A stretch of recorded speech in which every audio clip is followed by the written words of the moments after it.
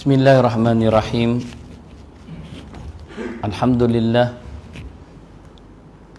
Alhamdulillahilladzi khalaqal mauta wal hayata liyabluwakum ayyukum ahsanu amala wa huwal ladzizul ghafur. Asyhadu an la ilaha illallah wahdahu la syarikalah wa asyhadu anna Muhammadan abduhu wa rasuluh. Subhanaka la ilma lana illa ma 'allamtana innaka antal alimul hakim. Qala rabbi shrah li sadri wa yassir li amri wahlul 'uqdatam min lisani yafqahu qawli. Allahumma ajirna minan nar, Allahumma ajirna minan nar, Allahumma ajirna minan nar. Asbahna ala fitratil Islam wa ala kalimatil ikhlas. Ya ayyuhan nas ittaqullah fusikum wa iyaya bitaqwallah faqad fazal muttaqun. Qala la ta'ala fil kitabil karim, a'udzubillahi minasyaitonir rajim. Ya ayyuhalladzina amanu sabiru wasabiru warabitu wattaqullaha la'allakum tuflihun. Shadaqallahul azim. Hormati pengusi surau, tuan-tuan imam, tuan-tuan Bilal, saf kepimpinan surau. Tuan-tuan yang dirahmati Allah, assalamualaikum warahmatullahi wabarakatuh. Pertama dan selamanya kita merafakkan setinggi-tinggi kesyukuran kepada Allah Subhanahu wa taala di atas segala nikmat yang telah dianugerahkan pada kita, nikmat kehidupan, disihatkan daripada segala kesakitan, dilapangkan daripada segala kesibukan, diberikan kekuatan, taufik dan hidayah Allah Subhanahu wa taala menghimpunkan kita pada malam hari ini telah sama-sama menyempurnakan fardu maghrib secara berjemaah.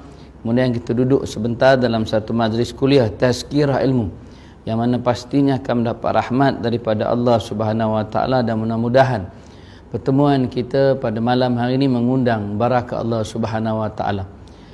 Alhamdulillah masih lagi diberikan kehidupan oleh Allah Subhanahu wa taala untuk meneruskan perjalanan hidup kita, dan hari ini kita telah pun berada pada bulan yang baru dalam tahun Masihi Allah Subhanahu wa taala. Dan mudah-mudahan segala ibadah yang telah kita sempurnakan, amal baik yang telah kita usahakan di sepanjang kehidupan kita diterima, dicatatkan di antara amal-amal soleh yang kita usahakan untuk melayakkan kita ke syurga Allah Subhanahu wa taala. Tuan-tuan yang dirahmati Allah, syukur juga pada Allah Subhanahu wa taala sebab 2-3 hari ni Allah Taala turunkan hujan. Walaupun diceritakan pada kita ni kita akan diuji dengan kepanasan haba, betul? Apatah lagi kita ni di antara daerah dalam negeri Perak ni yang akan mengalami kepanasan haba yang luar biasa. Kita ni Kinta, Kuala Kangsar, ada 4 daerah. Tapi Allah Taala turunkan hujan. Ni perancangan Allah, wa makaru wa makarallah wallahu khairul makirin. Kita merancang dan Allah Taala juga merancang, pastinya perancangan Allah lebih baik, lebih tersusun, lebih hebat dan lebih sempurna daripada perancangan manusia. Kita risau jugalah dengan kepanasan haba ni.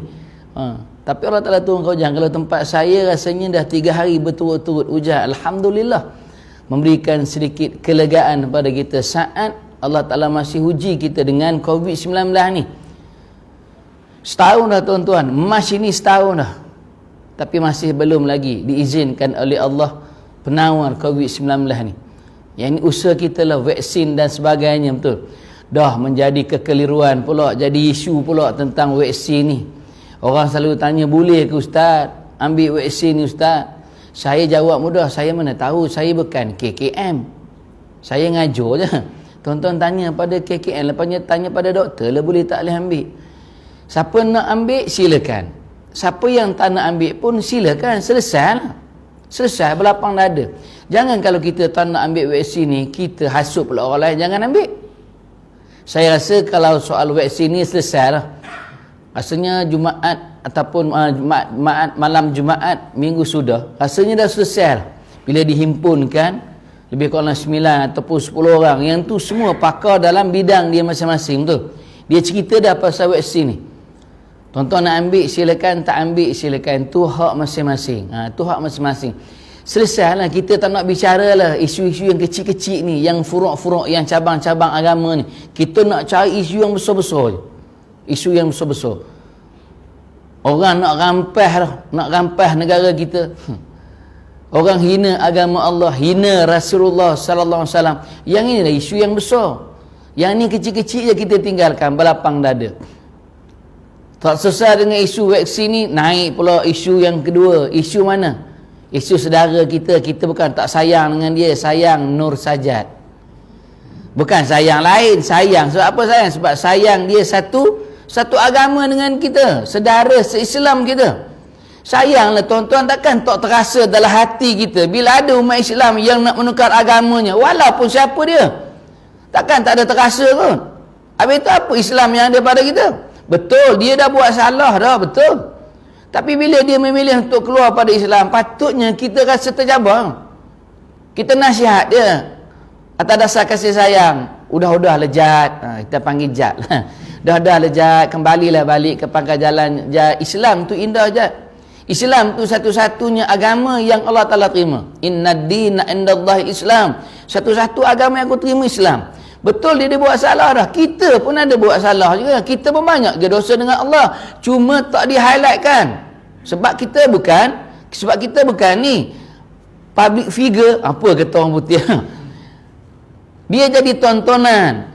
Itu je bezanya. Betul dia buat salah, kita bukan sokong dia, tak. Kita nasihat dia kembali balik. Macam mana pun masalah dalam hidup kita, kembali balik pada Allah Subhanahu. Itu jalan penyelesaian. Sebab kita minta pada Allah. Kita minta pada Allah 17 kali sehari semalam. Itu yang wajib je. Apa yang kita minta? Saya minta, tuan-tuan minta. Tadi baru minta dah. Berapa kali minta? Tadi 3 kali minta dah.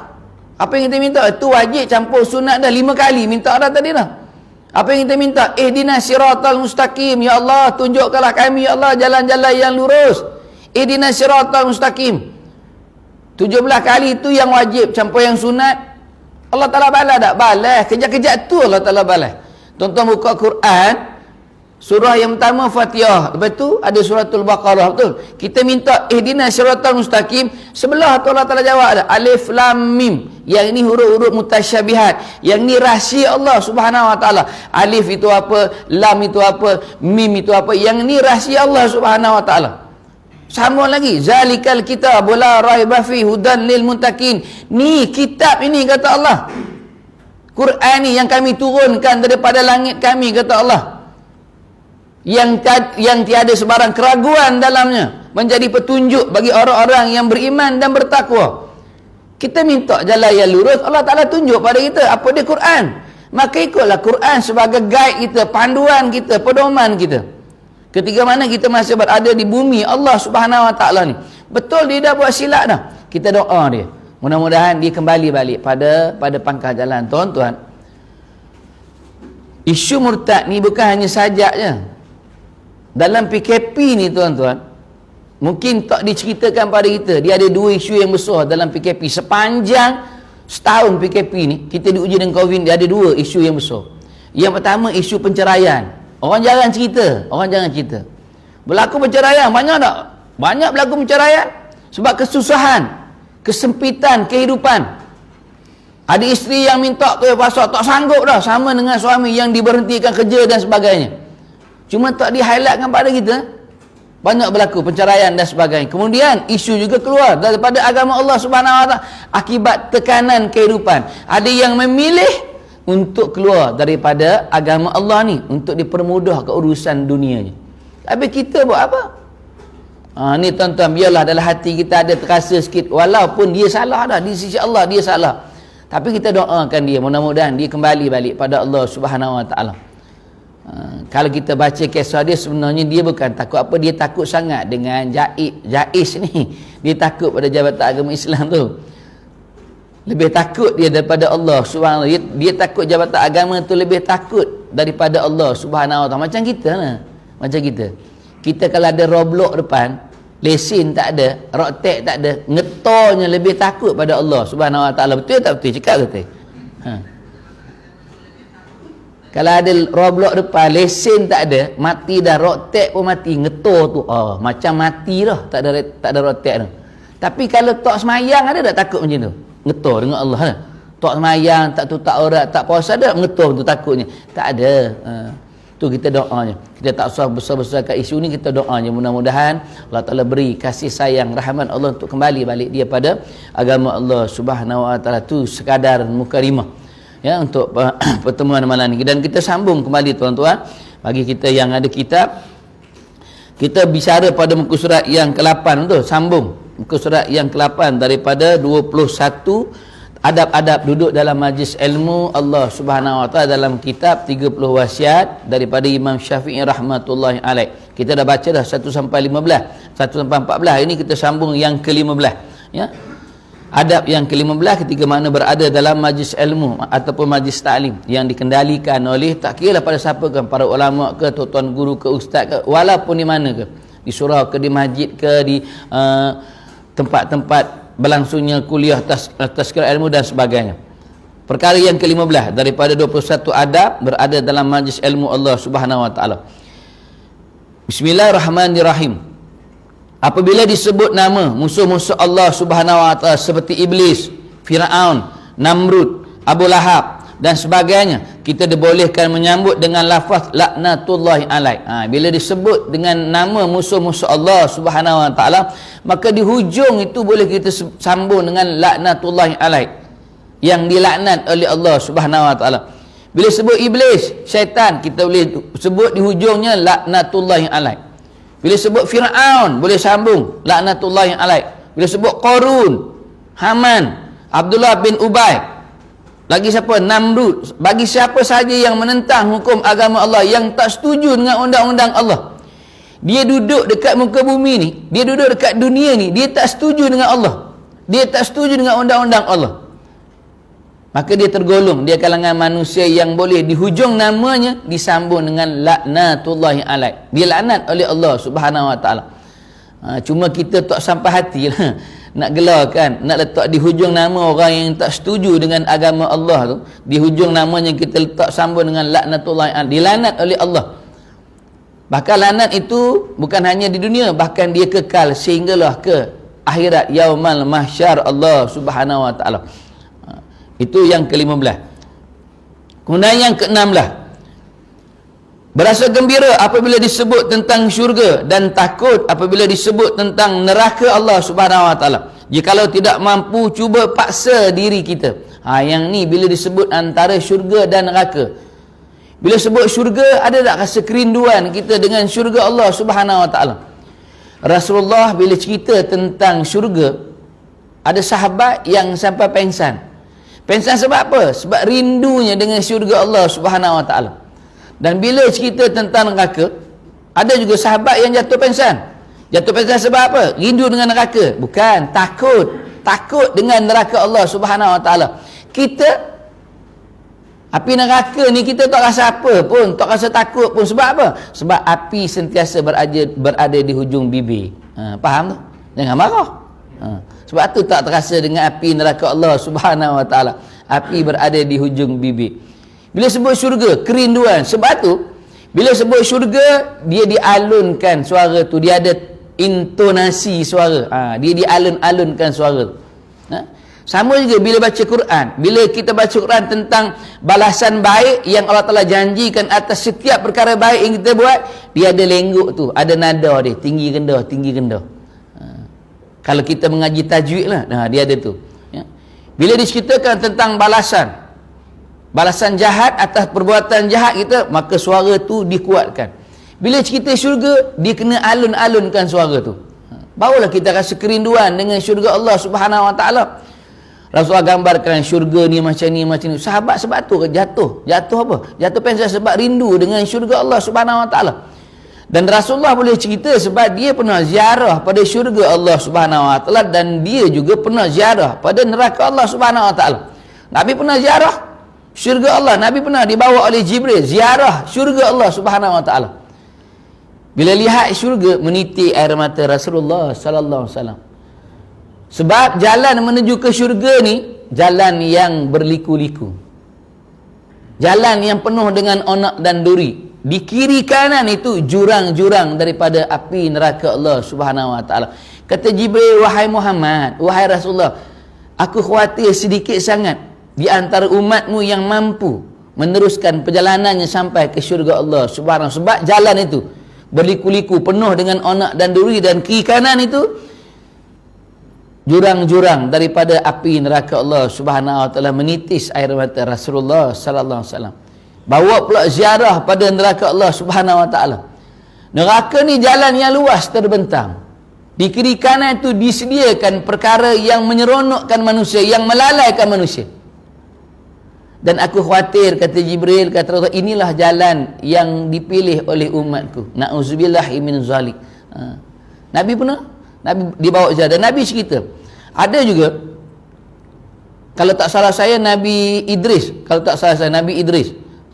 yang pernah juga dibawa ziarah pada syurga Allah Subhanahu wa taala. Kalau tak salah saya Nabi Idris pernah dibawa untuk ziarah syurga dan neraka Allah Subhanahu wa taala.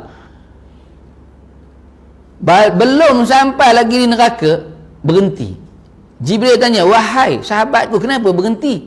Kata, tadi nak ziarah sangat pada neraka Allah Subhanahu wa taala, setelah diberikan kebenaran oleh Allah, aku nak bawa ni nak pergi ziarah, nak pergi lihat neraka Allah. Kata Nabi dia, wahai sahabatku Jibril alaihissalam, daripada tempat kita berhenti ni nak sampai ke neraka jauh tak lagi. Kata Jibril, lebih kurang dalam 50 tahun perjalanan.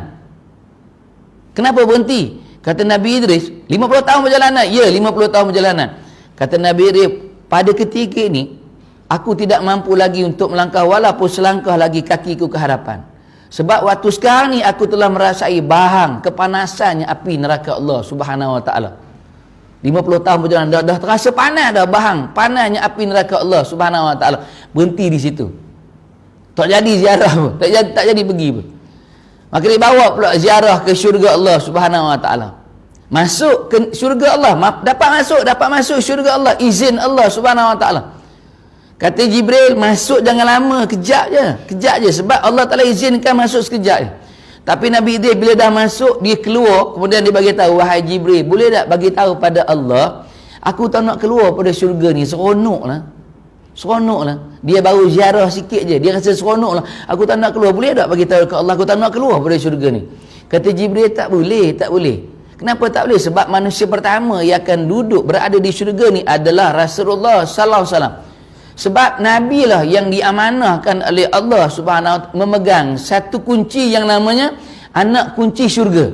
Tuan-tuan baca, ustaz apa tu? Ada dia bawa kita anak kunci syurga. Sebab Nabi yang memegang anak kunci syurga. Kita baru pegang anak kunci bala raya, punyalah belagaknya. Baru pegang anak kunci bala raya, pusingnya. Kalau nak, tulis surat, isi form. Baru anak kunci bala raya. Nabi pegang anak kunci syurga. Tak nak sombong pun. Bahkan bukan anak kunci syurga je. Rasulullah pernah diutuskan oleh Allah Jibril alaihissalam untuk beri lagi satu anak kunci. Anak kunci apa? Anak kunci harta perbendaraan dunia. Harta dunia ni Allah nak bagi pada Rasulullah. Ada anak kuncinya. 2 kali Jibril datang. Kali pertama kata Rasulullah, Jibril, aku tak nak, aku syukur dengan apa yang ada padaku. Naik Jibril. Sekali-kali kedua datang, tawar kali sekali, Allah Ta'ala tawarkan. Kata Rasulullah, Jibril, aku tak nak, terima kasih, aku syukur dengan apa yang ada. Kita macam mana? Kalau malam ni, tuan-tuan nak tidur, Jibril datang. Bukan Israel, Jibril. Kalau Israel datang, qalu inna lillahi wa inna ilaihi raji'un. Takkan dia datang tanya, Assalamualaikum Syekh, sihat ke? Dia tak tanya je dah. Datang-datang, inna lillahi wa inna ilaihi raji'un. Yang datang Jibril alaihissalam. Dia tanya, Wan Tiger ke ni? Ya saya. Wan ni, Wan. Betul. Ni, saya ni Jibril ni. Jibril, apa hal? Ni Allah Ta'ala nak bagi Mika anak kunci harta dunia. Kita kata apa? Saya tak ada. Ada ke kata itu? Ada tak? Siapa-siapa ada tak? Aku tak ada Jibril. Bagi tahu pada Allah aku tak ada. Syukur, aku syukur dengan apa yang ada. Ke tanya, Maybank ke BSN? Kita kata. Anak kunci ni Maybank ke BSN? Ada tak nombor dia? Nombor akaun ada tak? Nombor PIN ada tak? Kalau saya tanya tu nombor PIN ada tak? Nombor PIN. Tapi Nabi tolak walaupun 2 kali ditawarkan oleh Allah dengan anak kunci harta dunia.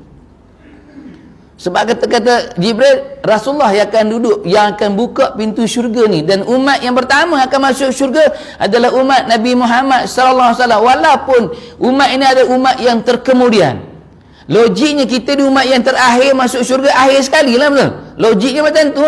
Tapi sebab kita bernabikan Nabi Muhammad sallallahu alaihi wasallam, maka diberi kelebihan pada kita ni umat Nabi Muhammad untuk masuk syurga lebih dahulu daripada umat-umat yang lain. Sebab tu yang sahabat dia rasa rindu tu. Ya Allah, rindunya dengan syurga. Rindunya dengan syurga. Bahkan sahabat pun nak tanya, wahai Rasulullah, apa nikmat yang paling besar sekali berada di syurga? Apa nikmat yang paling besar sekali berada di syurga ni? Kata Rasulullah, wahai sahabat, aku tak nak cerita pada kamu lah nikmat yang paling besar. Aku cerita kepada kamu nikmat yang paling kecil sekali. Nikmat yang paling kecil. Jangan cerita lagi nikmat yang paling besar.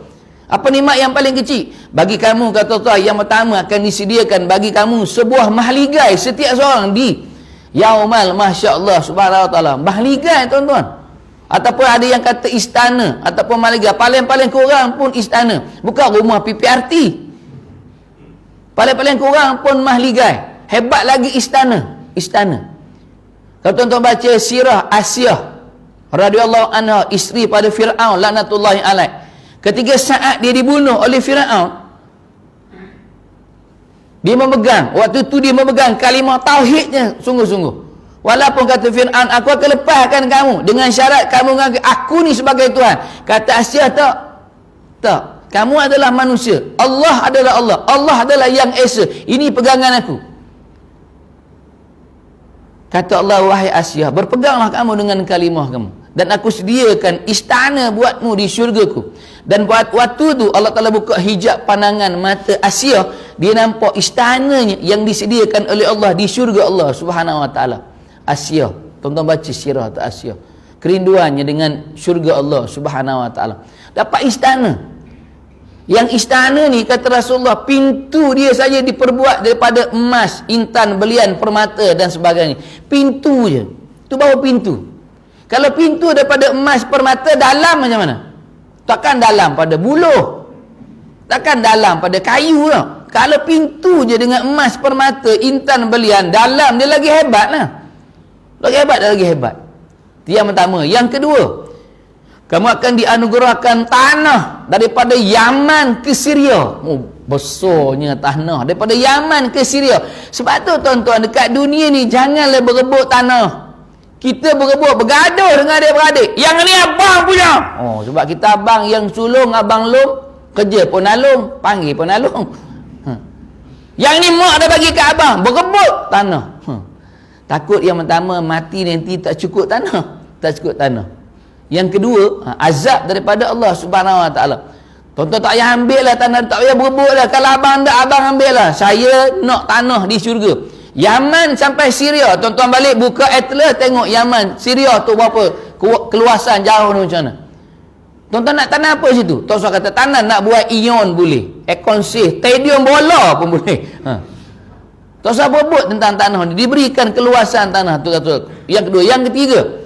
Yang tiga, bagi kamu akan diberikan pada kamu setiap lelaki 70 orang bidadari. 70 bidadari. Yang itu baru makmumnya. Siap lain, Bilal lain, Tok Imam lagi lain. Diberikan pada kamu setiap seorang lelaki 70 bidadari. Tuan-tuan pernah tengok ke bidadari kat dunia? Tak pernah tengok dah, tak pernah tengok. Rasulullah pernah tengok bidadari yang turun daripada langit Allah Subhanahu Wa Taala. Dalam satu sirah yang menceritakan kita ketika mana matinya seorang pemuda yang patutnya dia kahwin dah, hari perkahwinannya dia dah beli cincin dah, tapi bila dengar seruan perang, dia tukarkan cincin tu dengan pedang. Jumpa Rasulullah, nak berperang sangat. Kata Rasulullah, bukankah kamu akan melangsungkan perkahwinan? Benar. Kahwinlah dulu. Kata Rasulullah, aku nak berperang. Maka Nabi pilih juga dia untuk dalam medan peperangan. Mati syahid dalam medan peperangan. Ada sini jenis tu. Besok nak kahwin, hari ni seruan jihad. Ada? Saya tak jadi lah ustaz kahwin, saya jihad ada? Tak ada, saya pidak. Yalah kita mati atas katil, tak apa, jihad atas katil lah kita. Dia memilih tu. Akhirnya dia mati dalam peperangan tu, mati syahid. Waktu dia mati, waktu ketiga mana dia menghembuskan nafas, dia dipangku oleh Rasulullah sallallahu alaihi wasallam. Menitik air mata Rasulullah. Nabi kata nak cari balik pemuda yang macam ni memang susah. Nak cari balik pemuda macam ni susah. Betul tuan-tuan. Kita tengok situasi, kita tengok keadaan tempat kita. Berapa ramai orang muda yang datang di surau. Tengok ni, ramai. Saya seorang je ikut, saya yang 20 lebih. Lain tuan-tuan pun 40 lebih lah. Saya baru 24. Nak cari anak muda yang dia menghabiskan waktu usia mudanya mencari akhirat Allah Subhanahu. Bukan tak ada, tapi berapa ramai? Betul? Berapa ramai? Usia 20 tahun lebih, dia tak pakai WhatsApp ni, dia tak pakai internet, telefon biasa je. Yang pakai motor kenderaan pun biasa je. Bukan dia tak ambil dunia, tapi lebih akhirat Allah Subhanahu Wa. Ni nak cari pemuda ni bukan senang. Menitik air mata Rasulullah. Ketika mana ada ketiganya Nabi menangis, ketika mana ada ketiganya muka Nabi terkejut. Ketiga yang lain pula Nabi menutup matanya. Sampai sahabat tanya, wahai Rasulullah, selesai telah dikebumikan semua umat Islam yang syahid pada waktu itu. Sahabat bertanya, wahai Rasulullah, ketika mana matinya, wafatnya seorang pemuda di pangkuan Tuan, kenapa Tuan berkeadaan sekejap Tuan memalingkan muka, sekejap Tuan berasa terkejut, sekejap Tuan menangis? Kata Rasulullah, aku menangis sebab nak cari balik pemuda yang macam ni memang payah dah. Yang keduanya, aku rasa terkejut, aku rasa heran sebab Allah Ta'ala datangkan bidadari yang berebut-rebut untuk pemuda ni, jadi teman pemuda ni di syurga Allah Subhanahu Wa Ta'ala. Yang ketiganya, aku memalingkan wajahku ketika mana bidadari itu turun, berebut dia dengan pemuda ni. Ada di antara mereka yang terselok kainnya sehingga menampakkan betisnya. Dan aku malu, aku malingkan mukaku, kata Rasulullah. Dan kalau kamu lah Allah telah izinkan untuk melihat betis bidadarinya, tak tahu jadi apa lah kita. Tu hebatnya bidadari. Kita tak pernah tengok ni bidadari. Allah Ta'ala sediakan pada kita setiap seorang 70 bidadari. Ada yang tanya, wahai Rasulullah, 70 bidadari, seorang pun tak terlayan, macam mana 70? Yang seorang di dunia pun kita mencari kopi radik, mencari kopi jantan, mencari macam-macam kopi, tambah sekarang macam-macam ubat pula, tu baru seorang. Ini 70 bidadari, macam mana Rasulullah? Kata Nabi, don't be khawatir. Yang tu saya khabar, Nabi tak khabar lah macam tu. Nabi kata, jangan risau, jangan gundah gulana. Setiap kamu akan diberikan kekuatan 10 ekor kuda ataupun 70 ekor kuda. Seekor kuda ni menyamai dengan kekuatan 10 orang manusia. Maknanya kalau 70 ekor kuda, 700 horsepower. Faham ni? Kalau 700 horsepower, Next, kita gabung macam tu je. Faham tak? Lepas orang next, habis next. Faham ni? Tu, yang ini baru imbuhan yang paling kecil, ganjaran yang paling kecil sekali. Kata Rasulullah, dengar tu ada sahabat yang jatuh pingsan sebab rindunya dengan syurga Allah Subhanahu Wa Taala. Dan bila dicerita pula tentang neraka, maka dikuatkan suara tu. Dikuatkan suara tu. Takutlah dengan neraka Allah. Kena macam tu. Tu ada yang terkejut tu. Apa hal? Betul lah, neraka ni kena cerita nak bagi orang rasa gerun dengan neraka. Macam mana nak bagi rasa gerun? Suara, intonasi suara. Yakin tu. Yakin. Keyakinan kita. Sebab neraka ni tuan-tuan, tempat yang paling busuk, tempat yang paling menjijikkan, tempat yang paling menggerunkan manusia. Dan tak ada satu manusia pun yang dia teringin nak masuk ke neraka Allah Subhanahu, walaupun jahat macam mana. Sebab tu Nabi Musa, jahat pun kamu macam mana kat dunia, tapi minta lah supaya mati kamu nanti beriman dengan Allah dan dimasukkan ke syurga Allah Subhanahu Wa Taala. Sebab tu tuan-tuan, kita kena, bila sebut neraka ni, kena suara tu kasar sikit. Tambah-tambah kita nak tegur kalau kaum keluarga kita lah. Kita ada seorang pok saudara yang umur 60 lebih, tapi masih lagi kilauan emas, otai masih berdosa. Semayang, kadang-kadang mayang, kadang-kadang tidak. Tuan-tuan, nak bagi orang terasa dengan neraka ni, boleh tak kita sebut Pak Long semayang lah, Pak Long dah umur 63 dah, Pak Long semayang lah. Tidak ke Pak Long takut dengan neraka Allah? Neraka ni panas Pak Long. Apa dia rasa? Dia tak ada rasa apa? Panas-panas lah dia kata situ. Tapi kalau kita semayang lah, kita kata tu. Nak tu neraka ke? Betul tu. Walaupun dia celaka betul. Bila dia sebut celaka, mana hati dia terasa.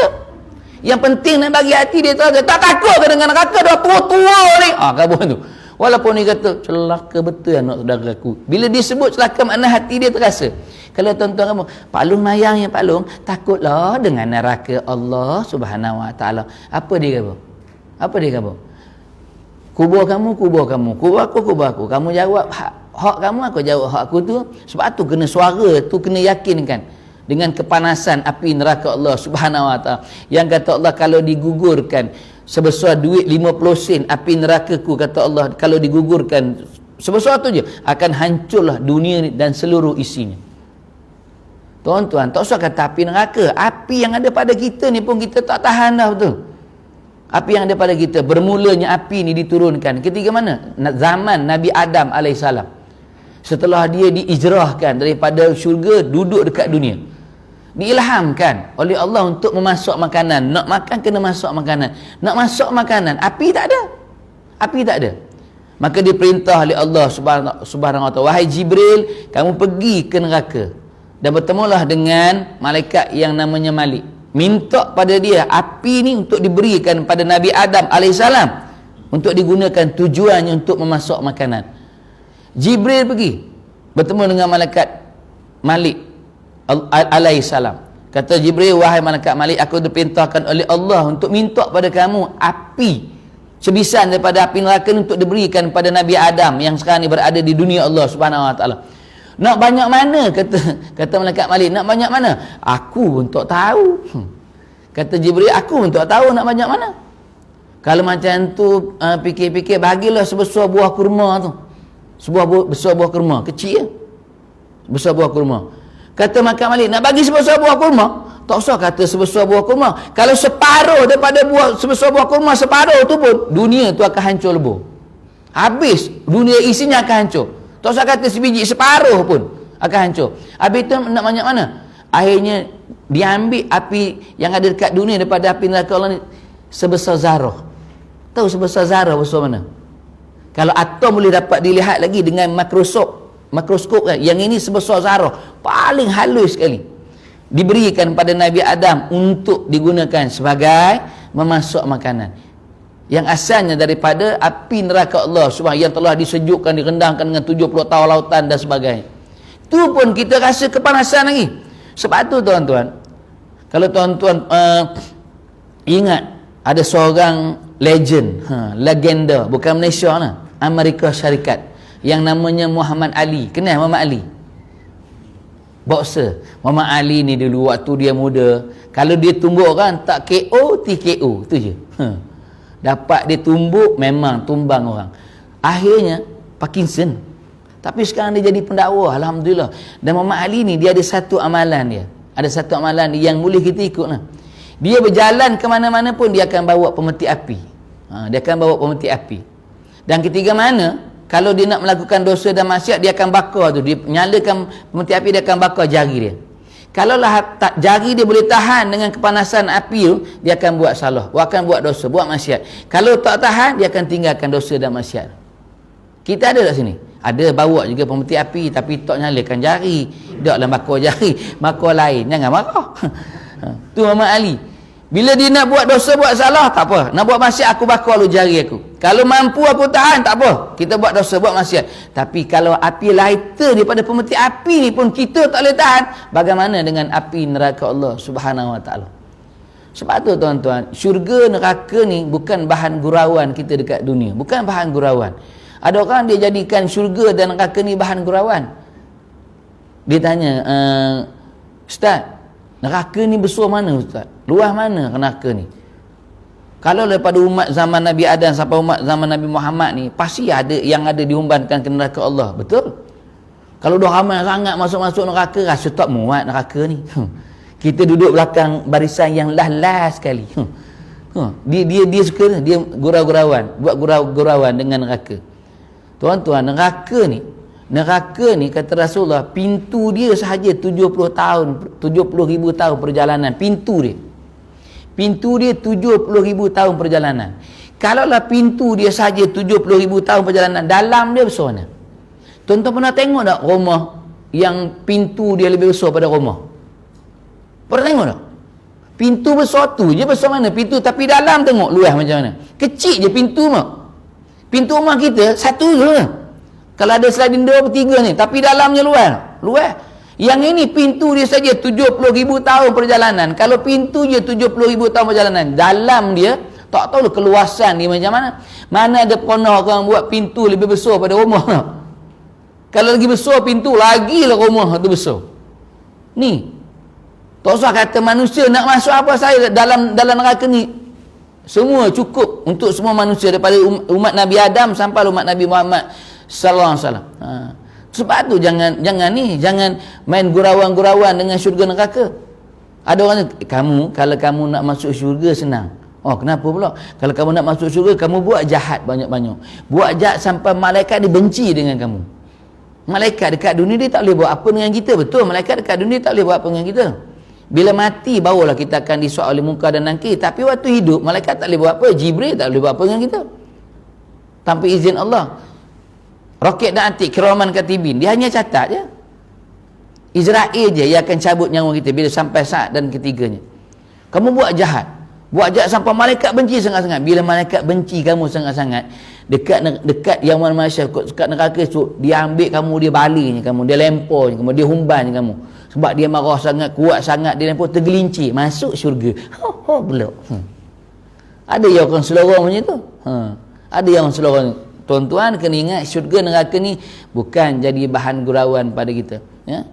Itu tempat yang akan Allah Ta'ala anugerahkan kepada kita nanti, syurga untuk balasan yang baik, yang akan jadi tetamu Allah Subhanahu Wa Ta'ala. Neraka kita tahu dah siapakah yang akan mengisi neraka-neraka Allah Subhanahu Wa Ta'ala. Sebab tu kita doalah pada Allah Subhanahu Wa Ta'ala, sejak mana pun kamu, kata Rasulullah, doalah untuk masuk syurga Allah Subhanahu Wa Ta'ala. Jangan sekali-kali pernah dalam hati kita terlintas untuk berada di neraka Allah Subhanahu Wa Ta'ala. Takutlah dengan api neraka Allah Subhanahu Wa Ta'ala. Sebab tu Nabi ajarkan pada kita, dalam hati kita ni masukkan 3 perasaan takut dalam hati kita. Yang pertama, takut pada Allah Subhanahu Wa Ta'ala. Yang kedua, takut pada azab Allah Subhanahu Wa Ta'ala yang namanya neraka. Yang ketiga, takut ketika mana melakukan dosa dan maksiat dengan Allah. Minta, ya Allah, hadirkan dalam hati kami ni, Allah, hadirkan dalam hati kami ni. Yang pertama, rasa takut denganmu, ya Allah. Yang kedua, rasa takut dengan azabmu, ya Allah, yang namanya neraka. Yang ketiga, rasa takut ketika mana kami melakukan dosa dan maksiat. Takut pada dosa dan maksiat tu. Yang ni Nabi minta tanam dalam hati kita, hadirkan rasa takut tu. Dan minta Allah Ta'ala tutup segala pintu dosa dan maksiat, dan Allah Ta'ala bukakan seluar-luarnya pintu-pintu kebaikan untuk kita lebih dekat menghampiri Allah Subhanahu Wa Ta'ala. Itu yang ke-16. Kemudian yang ke-17, Jangan mengganggu perjalanan majlis seperti berbual-bual ataupun bersalam-salaman apabila datang lewat. Yang ni lah. Yang ni tak payahlah. Masuk-masuk, Assalamualaikum. Tak payah macam tu. Masuk-masuk je duduk tu. Ada orang dia jenis macam tu. Sebab dia rapat dengan ustaz, kawan baik, kamcin. Masuk-masuk, Assalamualaikum. Tak payah macam tu, tuan-tuan. Orang lain pun tengok apa. Maknanya mengganggu perjalanan majlis. Biar majlis tu dia berjalan lancar. Yang paling kena jaga adalah telefon, tuan-tuan. Silent mode. Bukan matikan terus. Biar dia berada dalam mood senyap. Untuk majlis agama ni, untuk majlis ilmu ni, tuan-tuan, kita hanya lupakan dunia sekitar dalam 45 minit. Boleh tak? 45 minit je. Kadang habis syok kan dapat sembang kat luar kan dunia balik. Besok pagi kan dunia. Hanya dalam 45 minit sejam ni boleh tak lupakan dunia. Sebab tu kalau tuan-tuan mengaji dengan Tuan Guru Syekh Nuruddin Al-Banjari Al-Maki, yang pertama sekali telefon. Dia cukup pantang lah pada dia telefon ni. Kalau berbunyi je, saya pernah dulu sekali duduk dalam kuliah tazkirah dia di Intim. Ada seorang sahabat tu telefon dia berbunyi. Kalau tak salah saya wanita. Agak terlupa. Dia bangun, dia kepit kitab, dia keluar tu. Dia keluar tu. Dia kata, bukankah saya dah pesan? Boleh tak kita lupakan dunia dalam sejam setengah ni? Sejam setengah ni untuk lupa dunia sekejap je. Bukan buang tu. Telefon bukan mati. Silent mode je. Boleh tak boleh? Supaya tidak mengganggu perjalanan majlis. Dalam masa sejam je. Sejam setengah. Ni kalau telefon tambah-tambah sekarang, lagu tak usah cerita lah lagu. Kalau nyanyi kan pakai sudah. Lagu macam-macam lagu keluar. Dengan lagu dangdut inilah macam-macam lagu. Sebab tu jangan mengganggu perjalanan majlis. Dan kalaupun ada orang tu boleh tak tanya soalan? Boleh.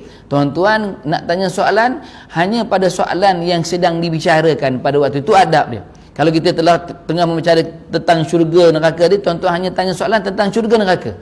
Jangan tanya soalan lain pula. Jangan tanya soalan lain. Ustaz, tadi ustaz cerita syurga neraka kan? Betul. Kalau kita semayang, dah cerita semayang pula. Yang ni mengganggu perjalanan majlis. Supaya tidak diganggu perjalanan majlis tu, maka yang pertamanya, jangan kita menyebarkan salam ketika mana kita masuk. Duduklah kuliah tazkirah majlis ilmu, maka duduklah tu. Itu je adabnya. Kalau nak bertanya pun pada perkara yang sedang dibincangkan. Ataupun akhir nanti bila tangguhkan kuliah, kalau ada nak tanya soalan, itu umum. Nak tanya soalan tentang tajuk yang kita bicarakan boleh, ataupun nak tanya soalan yang umum tu boleh. Yang paling baiknya jangan mengganggu perjalanan majlis ilmu. Itu yang ke-17. Kemudian yang ke-18, menghadiri majlis taklim adalah lebih baik daripada melakukan ibadah-ibadah sunat yang dilakukan bersendirian. Seandainya kita datang ke masjid dan mendapati majlis taklim sedang berlangsung, kita digalakkan untuk duduk dalam majlis taklim itu. Tuan-tuan, ada orang yang tak faham. Saya pernah dalam satu kuliah tazkirah majlis ilmu, dalam majlis macam ni lah, dalam kuliah macam ni, ada seorang hamba Allah tu dia baca Quran. Dalam majlis ilmu tu dia baca Quran. Agaknya dia mungkin tak faham ataupun dia nak tunjuk pada orang dia lebih hebat pada orang lain sambil dengar majlis ilmu sambil baca Quran. Sebenarnya dia tak faham. Dia tak faham nak bezakan antara yang sunat dengan yang wajib. Baca Quran ni sunat ke wajib? Sunat je baca Quran ni, sunat je. Duduk dalam majlis kuliah, majlis ilmu ni dia wajib. Sebab tu bila berlangsung majlis ilmu, tonton tinggalkan apa saja. Kalau tengah baca Quran, tinggalkan, sebab duduk majlis ilmu. Dia baca Quran. Dia terus baca Quran. Saya nak tegur orang kan, takut dia marah.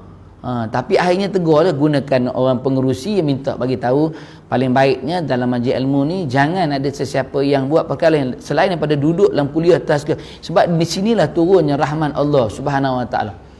Kita dah bicarakan, kalau tuan-tuan ingat, majlis ilmu ni Allah Taala naungi dengan para malaikat Allah yang turun daripada arasy Allah Subhanahu Wa Taala. Setiap kali berlangsungnya majlis ilmu ni, malaikat yang berada di arasy Allah dia turun meninggalkan arasy Allah sehingga bergegar arasy Allah. Allah Taala tanya, nak pergi mana semua ni? Bukan Allah Taala tak tahu tak? Tahu. Memang Allah Taala tahu, Maha mengetahui. Allah Taala tanya, nak pergi mana ni? Kata malaikat, wahai Allah, wahai Tuhan, wahai Rabb, kami nak turun ke dunia ni.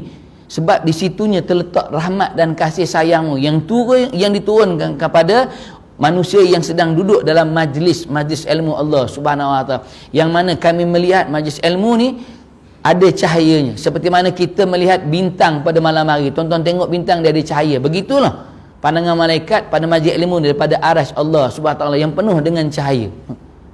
Kita tiba-tiba pula dalam majlis ilmu kita baca Quran ataupun sibuk dengan telefon. Saya tak kata salah, tapi kalau telefon tu tuan-tuan gunakan untuk tuan-tuan catat apa yang kita bicarakan, tu cerita lain. Tapi dalam itu pula dengan Facebook, dengan WhatsAppnya, maknanya terganggulah konsentrasi kita. Hanya duduk dalam majlis ilmu. Faham tak? Dan yang pelik, yang paling menyedihkan, lebih menyedihkan, ada orang yang dia suka duduk di luar. Dia duduk luar tu. Sini tak ada, alhamdulillah. Tuan-tuan, majlis ilmu ni yang dikatakan taman-taman syurga hanya dalam kapet biru ni je. Kapet biru, dan situlah terletaknya taman-taman syurga. Rugi tak kita bila kita berada di taman-taman syurga, kita tak masuk dalam tu, duduk dekat luar. Walaupun yang memisahkan hanya sliding door ni, cermin ni, tapi dia tak dapat kelebihan duduk di taman-taman syurga Allah Subhanahu Wa Taala. Dapat tak pahala dalam majlis ilmu? Dapat lah. Pahala dapat, tapi tak dapat kelebihan duduk dalam taman-taman syurga Allah Subhanahu Wa Taala. Rugi tak? Rugi. Ada yang kata tak apa lah Ustaz, dekat luar ni pun dengar juga. Kita kata dengar, memang dengar. Faham tak? InsyaAllah faham. Faham yang dalam pun tak faham. Yang dalam pun tak faham, yang luar lagi lah tak faham bodoh. Sebab tu duduk dalam. Dia marah pula, semua tak kena. Itu aku malas kuliah ni. Ustaz ni sikit-sikit ngatakan, sikit-sikit ngatakan. Tu aku malas nyampah dengan ustaz ni. Memang kena kata orang bodoh, kita jawab balik. Sebab manusia ni ada dua bentuk makhluk, manusia, jin. Yang ini ada potensi untuk mengisi neraka Allah Subhanahu Wa Taala. Binatang dia tak masuk neraka. Semua masuk syurga Allah Subhanahu Wa Taala. Sebab tu kita kena sebut, sebab tu kena tegur. Sebab manusia ni ada potensi untuk mengisi neraka Allah Subhanahu Wa Taala. Maka dihabarkan, duduklah dalam taman-taman syurga Allah Subhanahu Wa Taala. Allah beri peluang pada itu untuk duduk dalam taman syurga, kita tak nak. Pelik tak pelik? Yang ini yang berlaku pelik pada kita. Betul, ada satu hadis yang Nabi tinggalkan. Kalau tuan-tuan baca kitab Mukasyafatul Qulub, Menyingkap Kalbu Insan, kitab Imam Al-Ghazali, Nabi pernah cerita. Dan bila kamu datang ke masjid, bila kamu datang ke surau, apabila kamu lihat ada kumpulan manusia yang melengkar duduknya, maksudnya melengkar, tuan-tuan, duduk sana satu kumpulan, sana satu kumpulan, yang bicaranya hanya tentang dunia, maka tinggalkan mereka. Tinggalkan mereka. Sebab bagi mereka Allah tak ada kepentingannya dalam hidup mereka. Tuan-tuan, bila tuan-tuan datang surau, bila tak ada majlis ilmu, tuan-tuan kena buat apa? Sama ada tuan-tuan baca Quran, atau tuan-tuan zikir, tuan-tuan buatlah apa saja yang boleh mengisi. Jangan duduk sana satu grup cerita dunia, sana satu kumpulan cerita. Saya tak kata salah, saya tak kata, tapi adabnya ketika mana berada di rumah-rumah Allah Subhanahu. Sebab tu ada hadis, sebab Nabi cerita dalam kitab Mukasyafatul Qulub, jangan campur puak-puak ni, kata Rasulullah. Sebab bagi mereka Allah tu tiada kepentingannya bagi mereka. Betul. Antara benda yang pelik yang berlaku pada kita hari ni.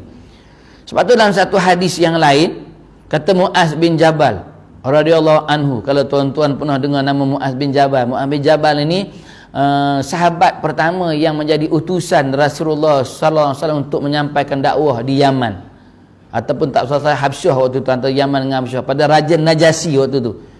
Bukan Umar, bukan Abu Bakar, bukan Osman, bukan Ali, tapi Muaz bin Jabal, sahabat yang jadi wakil, utusan daripada Rasulullah sallallahu alaihi wasallam untuk ceritakan tentang Islam. Kata Muaz bin Jabal dalam satu hadis Rasulullah sallallahu alaihi wasallam, salasa hurul khuraba fid dunya, kata Rasulullah, ada 3 perkara pelik yang akan berlaku di dunia. Ada 3 perkara pelik yang akan berlaku di dunia. Yang mana yang pelik? Yang pertama, kata Muaz bin Jabal dalam hadis itu, yang pertama, orang yang ada Quran dalam dadanya, dia hafal Quran 30 juzuk, tapi bila mana dia diangkat sebagai pemimpin, sebagai penguasa, sebagai pentadbir, dia berlaku zalim pada hamba rakyat dia. Dia berlaku kejam pada hamba rakyat dia. Itu yang pertama. Orang yang ada Quran dalam dadanya, hafal 30 juzuk Quran, tapi bila dia jadi penguasa, bila dia jadi pentadbir, bila dia jadi pemimpin, dia zalim. Dia khianat pada hamba rakyatnya. Ada tak? Ada. Kalau tuan-tuan pernah baca sejarah tentang Anwar Sadat, pernah dengar nama Anwar Sadat, pemimpin Mesir yang zalim dengan rakyat dia. Tapi tuan-tuan, dia hafal Quran 30 juzuk. Dia hafal Quran 30 juzuk. Dia cakap sikit Quran, cakap sikit Quran, cakap sikit hadis, cakap sikit hadis. Dia ada 30 juzuk Quran. Patutnya dia faham dengan Quran. Mana mungkin dia jadi zalim bila dia angkat sebagai pemimpin, penguasa, pentadbir. Tapi dia zalim pada hamba rakyat, walaupun dalam dada dia ada 30 juzuk Quran. Yang ini perkara pelik yang pertama kata Muaz bin Jabal. Akhirnya dia kalau tak selesai dia mati ditembak, dibunuh. Anwar Sadat. Kalau tuan-tuan tahu, balikkan buka Google lah, cari Anwar Sadat. Yang kedua, alim ulama, tuan-tuan guru yang amalan dia hebat, orang-orang soleh, amalan dia memang kategori orang yang hebat. Bertemu ataupun bercampur dengan orang-orang yang salah dalam hidupnya. Orang alim ulama, tuan-tuan guru yang ilmu dia hebat, yang amalan dia hebat, orang-orang dikategorikan orang-orang yang soleh, orang-orang yang bertakwa, tapi dia duduk sama dengan orang-orang jahat. Kalaulah duduk itu dia nak bawa orang jahat tu pada jalan kebaikan, satu perkara, tapi dia duduk di situ sama-sama dengan orang jahat tu untuk menentang hukum Allah Subhanahu Wa Taala. Ada tak berlaku zaman kita? Ada tak? Orang yang ada ilmu, orang yang ahli ulama, tapi duduk sama orang-orang yang jahat, yang tak setuju dengan hukum Allah Subhanahu Wa Taala. Ada tak? Tak mana nak jawab? Ada tak ada? Kalaulah dia duduk di situ atas kejahilannya, itu cerita lain tuan-tuan. Kalau orang yang jahil dia tentang hukum Allah, tu cerita lain. Tapi ni orang yang faham dengan agama. Dia faham dengan agama, tapi dia tentang hukum Allah. Duduk dengan orang-orang yang jahat untuk tak setuju dengan hukum Allah, undang-undang Allah. Ini yang kedua yang pelik. Yang kedua. Yang ketiga, kata Muaz bin Jabal, Quran berada di rumah orang yang tak pernah pun baca Quran sepanjang hidupnya. Semenjak kita beli rumah di Taman Tawar Mewah ni, situlah Quran terletak, tak baca-baca sampai sekarang. Tapi bukan sinilah, Mexico. Sini dah. Kita beli rumah di mana-mana kita duduk, itulah Quran, itulah terletak sampai sekarang. Baca tak? Kenapa tak baca? Ustaz cakap tengok pun dapat pahala dah, sebab tu saya tengok. Kalau dah tengok dapat pahala, kalau baca lagi banyak bodoh. 3 bodoh. Quran berada di rumah orang yang tak nak baca Quran. Semenjak dia duduk rumah tu, di situlah Quran. Ada tak? Ada. Kalau pergi umrah, kalau tanya Haji Faizo dia tahu lah. Kalau pergi umrah sampai Madinah tu, sampai Mekah, Quran besar ni beli. Jangan main bawa tu. Tapi letak situ je lah, tak baca. Ada jenis tu sini? Tak ada. Jangan marah. Quran berada di rumah orang yang tak pernah baca Quran. Ni pelik, benda yang pelik. Sama juga yang hadir tadi, orang yang duduk dalam, yang datang ke surau, datang ke masjid. Tak apalah, saya tahu tempat tuan-tuan bukan tiap-tiap malam ada majlis ilmu. Tapi waktu malam yang tak ada majlis ilmu, tuan-tuan nak cerita boleh, tapi biar, kalau nak cerita dunia pun biar cerita yang ada manfaat, ada kebaikan untuk kita dunia dan akhirat Allah Subhanahu Wa Taala. Isikan masa dengan mencari akhirat Allah Subhanahu Wa Taala. Kalau tuan-tuan pergi masjid, ada satu masjid di tempat saya, ada satu masjid, dia punya tok imam di situ memang garang betul. Kalaulah di situ malam tu tak ada majlis ilmu, dia tengok di belakang tu ada geng-geng makan pisang tu, dia datang makan belakang. Dia kata, malam ni tak ada ustaz, boleh tak kalau masuk ke dalam baca Quran ke zikir? Kalau setakat nak makan pisang, nak sembang-sembang, pergi balik rumah dulu. Dia kata, pergi balik rumah. Sekarang dah dilaungkan azan isyak kan, datang balik. Sini bukan untuk benda tempat untuk sembang-sembang hal dunia. Tak kalau waktu antara maghrib dengan isyak tu pun tak boleh nak baca Quran, tak ada tuan guru. Yang tu dia lah, dia. Sebab tu orang tengok kalau tanya dia bertugas, cabut tu habis. Tak ada tuan guru lari. Jenis ni. Jenis ni kalau kita mengaji kita tasawuf macam tu lah.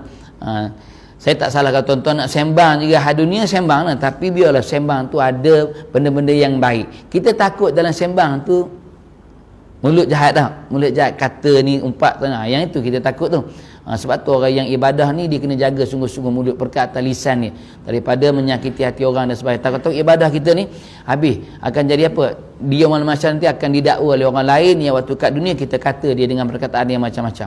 Itu yang ke 18. Makna menghadiri majlis taklim lebih baik daripada apa yang kita buat. Makna bila ada berlaku majlis ilmu, tinggalkan segala-galanya, duduk. Tuan-tuan baca sirah sahabat, bila diberitakan Jibril akan turun untuk bawa wahyu daripada Allah Subhanahu Wa Taala. Kalau waktu tu dia berada di kebun-kebun tamat, dia tinggalkan pekerjaan ni. Kalau dia tengah berniaga di pasar, dia tinggalkan perniagaan dia di pasar. Kalau dia sedang berada di rumah, sedang bermesra dengan isteri dan anak-anak, dia akan tinggalkan kemesraan tu, dia akan pergi cari tempat di mana Rasulullah akan didatangi oleh Jibril AS untuk menyampaikan wahyu daripada Allah Subhanahu Wa Taala. Kita dekat je di rumah dengan surau, dengan masjid. Tahu tak ada majlis ilmu? Tahu. Tapi tak apalah. Nak tengok apa? Misteri Kampung Pisang. Tu saya tak kata salah, saya pun tengok game Misteri Kampung Pisang. Mana meraihkan majlis ilmu lebih dimuliakan daripada, sebab selagi mana ada majlis ilmu, dia juga dianggap sebagai majlis zikrullah. Selagi mana orang ingat pada Allah, insya-Allah selagi itu dunia tidak akan dikiamatkan oleh Allah. Tak akan kiamat, tapi selagi mana ada zikir, duduk dalam majlis-majlis ilmu ni, selagi itu akan turun barakah rahmat daripada Allah, dan makin akan dipanjangkan lagi kehidupan kita dekat dunia ni. Dunia ni dipanjangkan, kita tetap mati, dunia dipanjangkan lagi, sehinggalah satu saat yang lainnya pasti juga akan berlaku kiamat yang datang daripada Allah Subhanahu Wa Taala. Kemudian yang ke-19, 20 dan 21 ni kita sambung pertemuan yang akan datang lah. Lain macam, tengok pun lain lah, bila nak berhenti ni, bila nak berhenti. Tadi kabur 45 minit, sejam ni dah dekat sejam lebih dah Ustaz. Tuan-tuan, dan memang fikiran kita pun, daya ingatan kekuatan kita majlis ilmu ni dia tak lebih pada sejam tu je.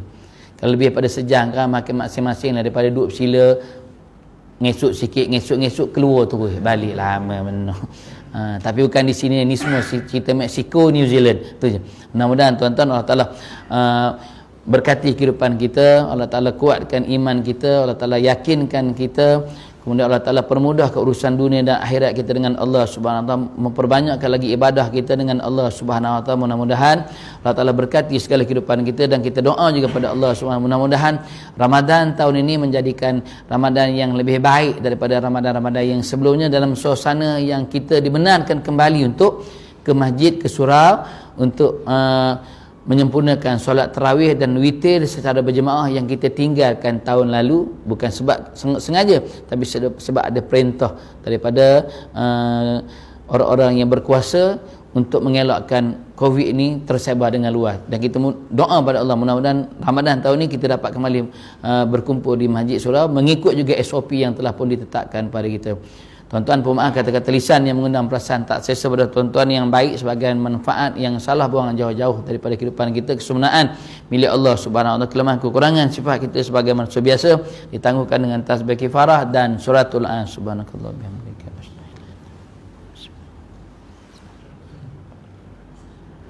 Aqulu qawli hadza wa astaghfirullah nazili wa lakum. Assalamualaikum warahmatullahi wabarakatuh.